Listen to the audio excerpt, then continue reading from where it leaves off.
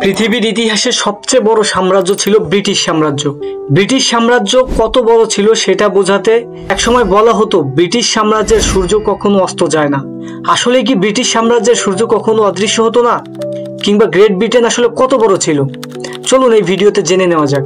মূলত প্রথম বিশ্বযুদ্ধের পর ব্রিটেন তার সর্বোচ্চ মাত্রায় পৌঁছেছিল, যেখানে অন্তর্ভুক্ত ছিল কানাডা, বিভিন্ন ক্যারিবিয়ান দ্বীপ দেশ যেমন হন্ডুরাস, গায়ানা, ফকল্যান্ড এবং আফ্রিকার বড় একটি অংশ যেমন নাইজেরিয়া, কেনিয়া, মিশর এবং সাউথ আফ্রিকা।